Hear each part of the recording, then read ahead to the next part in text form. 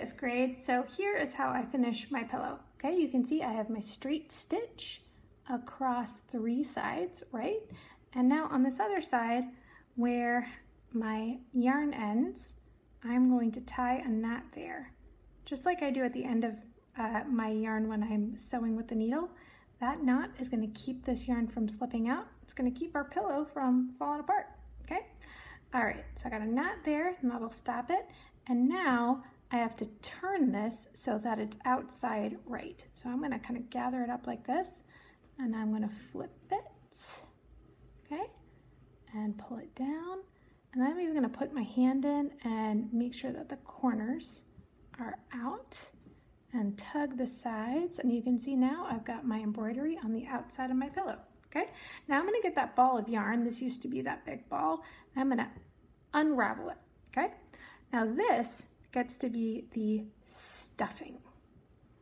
This gets to be the stuffing of my pillow. If you have something else to stuff it with at home, you can be my guest and get whatever you like with your permission of your grown-ups. Grown-up permission is key.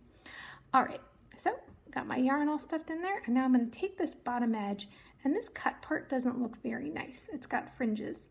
So I'm going to take this and sort of fold it up, okay, so that I see a folded edge instead of the cut edge. All right. Now it's very important that you have enough yarn on your needle before you stuff it so that you can sew up the bottom edge, okay? So before I stuff my pillow, I got enough yarn on there to do the bottom edge, all right?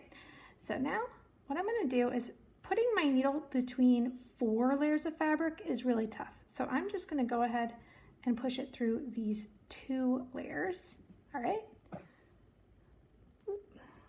And then the knot stops it. Can tuck this part in, okay? And now I'm gonna hold it up and see how I pinch.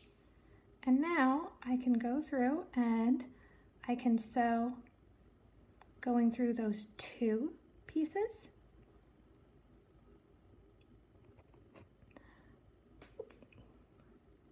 Pull that, and then the next 2.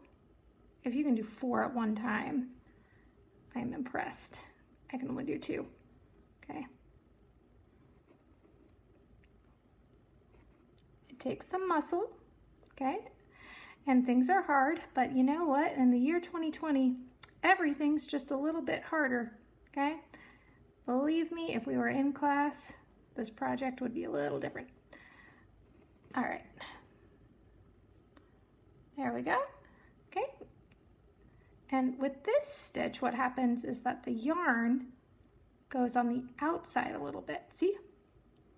This is called a whip stitch. It's a decorative stitch where the yarn goes on the outside a little bit, okay? And you're gonna whip stitch that whole bottom row. I'll post a picture of what that'll look like. All right, happy sewing, 5th grade.